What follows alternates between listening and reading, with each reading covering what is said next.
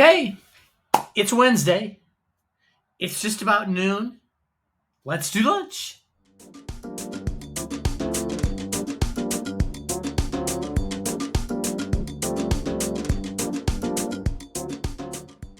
Hi, everybody. Welcome to the Midwest Slice of Life, the Let's Do Lunch podcast. I'm your host, Marty, as always, and we have this week's frozen pizza for lunch. I got the box here. It is, I don't know, I'll put up a picture too, but this is a Gino's East of Chicago Tavern style thin crust pizza. It's a meaty legend, it claims.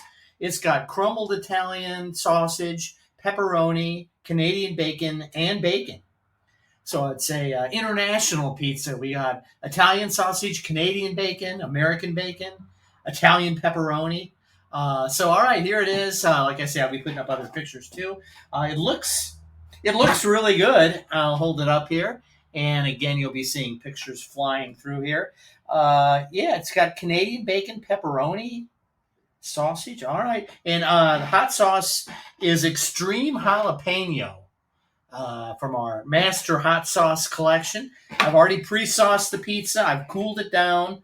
I like to eat my pizza like at room temperature. I don't like it red hot out of the oven. So it's been cooling a while and it feels perfect. It's a hefty slice. It is a thin crust, not as thin and crispy as I usually like it, but let's have a bite and try it out.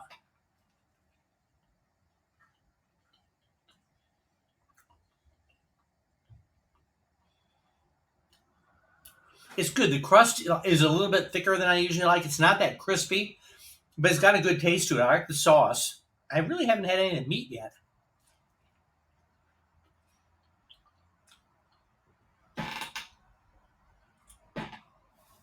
It's a saucy pizza. It's tasty. I like it.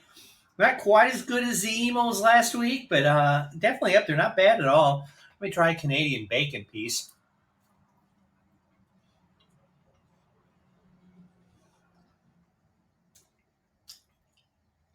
A lot of sauce on it. I'm making it kind of a mess to eat. But it's good. I'm starving too. I haven't eaten all day. Gino's East. I think there is an actual Gino's East restaurant in Chicago. Maybe I'm making that up or hallucinating. We'll see. And no, I haven't started taking drugs yet.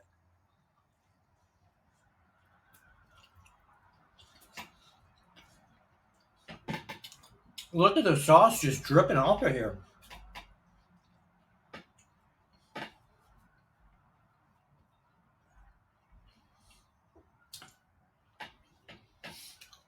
Okay, I got a little bit of all the meat in that bite.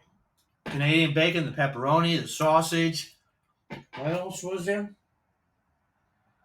Oh, just regular bacon. Reminds me of, what was that song by, I can't think of the band now. It's called Caught with the Meat in Your Mouth. Wasn't The Damned. He was one of the original punk rock bands. God, they were from Cleveland, I think.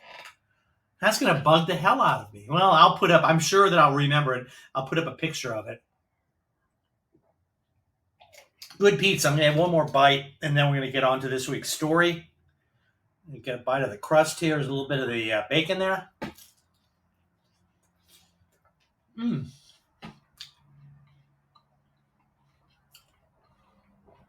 Like I say, not quite as good as that Emos, but I don't know. Outside of a Butch's, if we're going to hit another one as good as that Emos. Gino's East, the meaty legend pizza. I'll recommend it. I'm not going to give it a high recommendation, but I will recommend it. I would buy it again. Pizza's recommended. Coming back at you real shortly, just in a matter of a half a second. We got this week's podcast story that I'm going to tell you. It's a good one, too. Involves Eddie Van Halen. So be back in a flash. Okay, we're back. The Midwest Slice of Life. Let's do lunch. We already did lunch. Gino's East Pizza, really good, recommended. Not highly recommended, but it's worth buying. I would buy it again.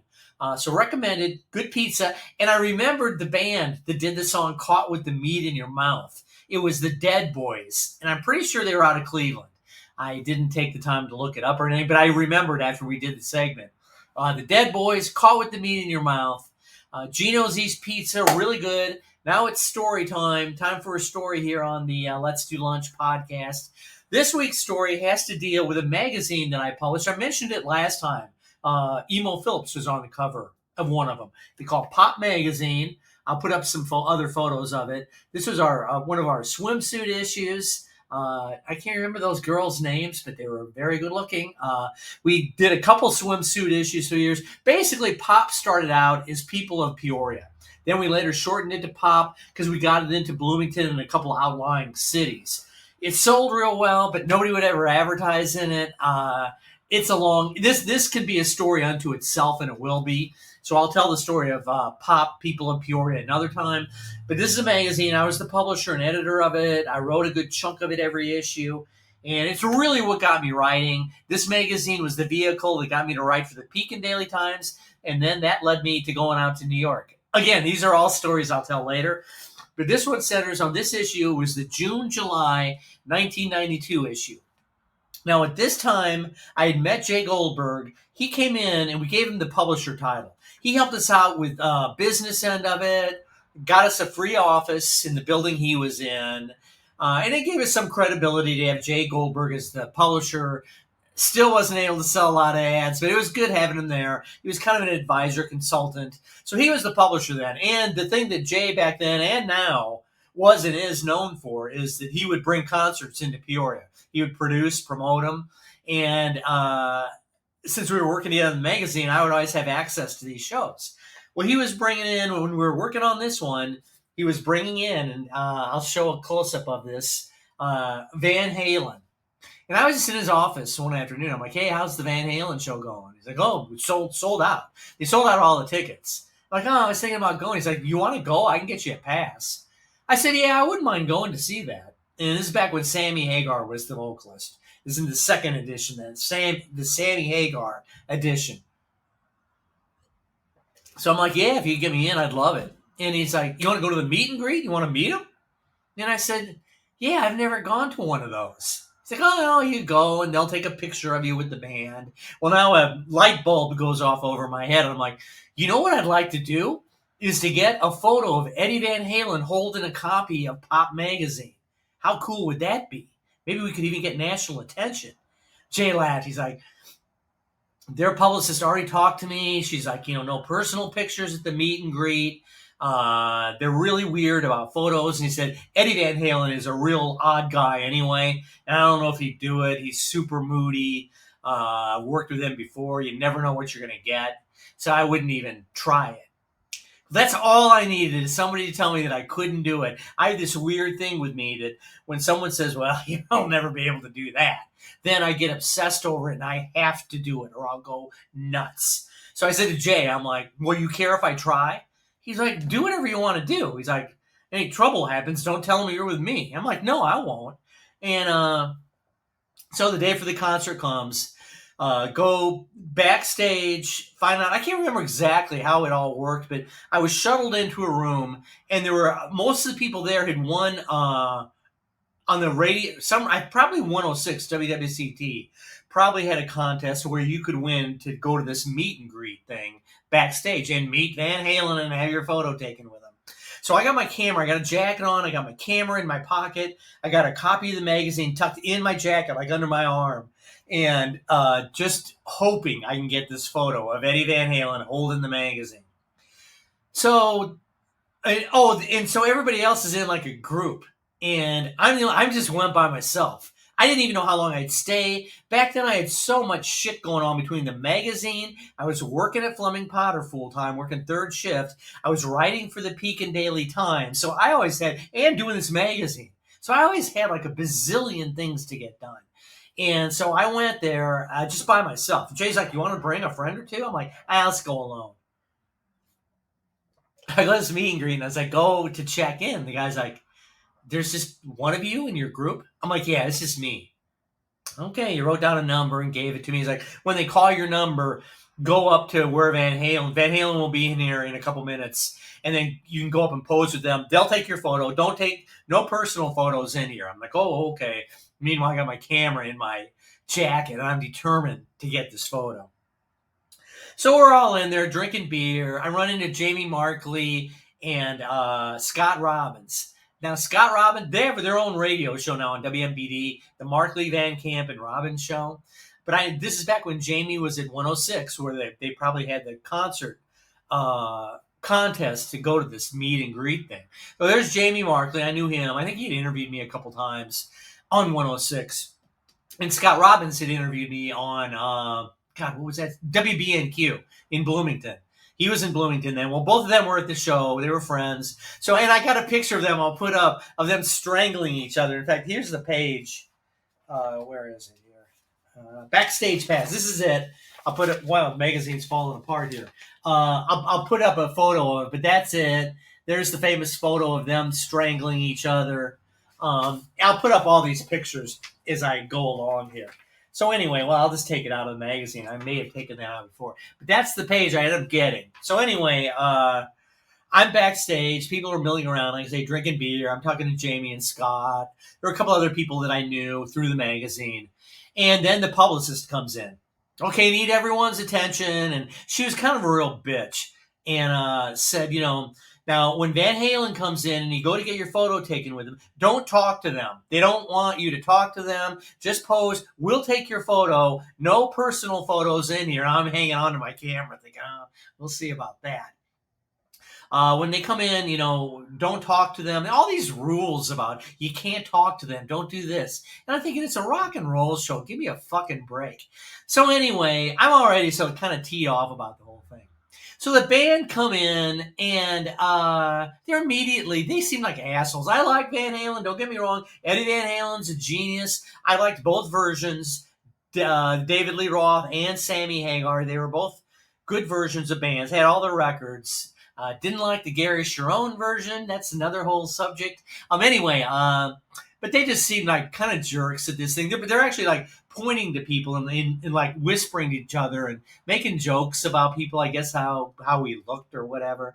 Anyway, at this point, I remember thinking, I do have a lot of shit to do. I was going to try and get this photo and get the fuck out of here and go home.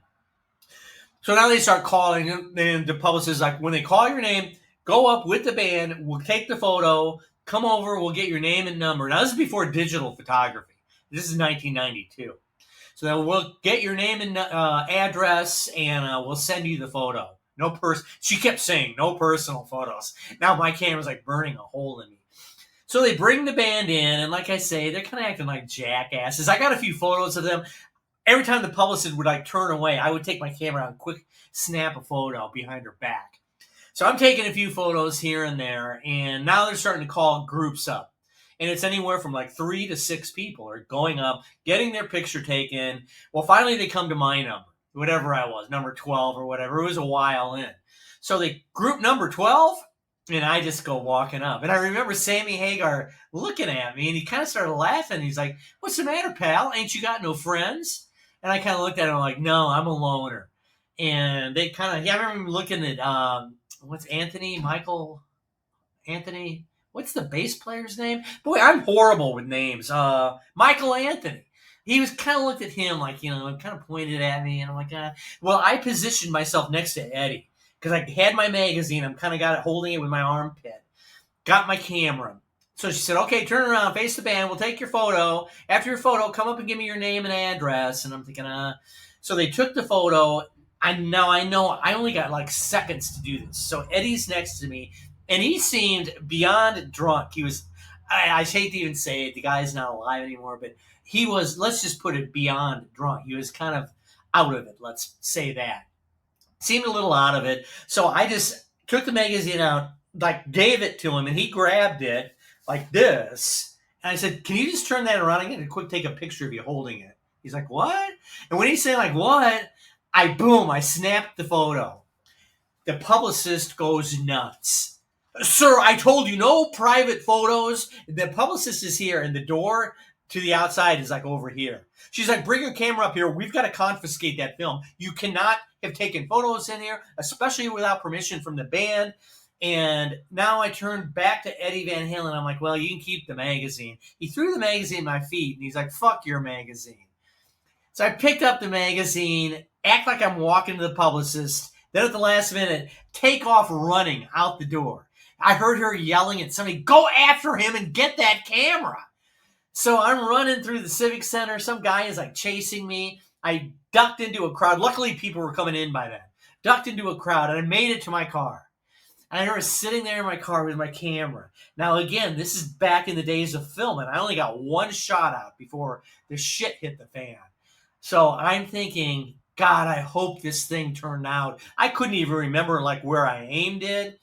And I just sat there staring at the camera for a while. Like I say, you couldn't preview anything back then. So I go home, worked on some stuff, but in the back of my mind is always like, God, I hope that photo is good. And so the next day I go to the mall. There was a camera shop in the mall that had one of those 1 hour while you wait photo things. I don't even think they have those anymore. Maybe they do. But anyway, I went there and I'm like, I need this film developed. I need to get it as soon as you can. Well, come back in an hour. Okay. I'm just pacing, walking around the mall. I was a mall walker before there were mall walkers. Walking around just thinking, man, I hope this thing turned out. I don't have the photo anymore. I wish I did. And all my moving and everything, I've lost it. But it is still here in the magazine. I briefly showed it to you. I'll put the photo up here, but I'll show you. I get the photos back from the mall, and I'm going through and I find it. I'm like, holy shit, this is like, it's perfect. This is it right there.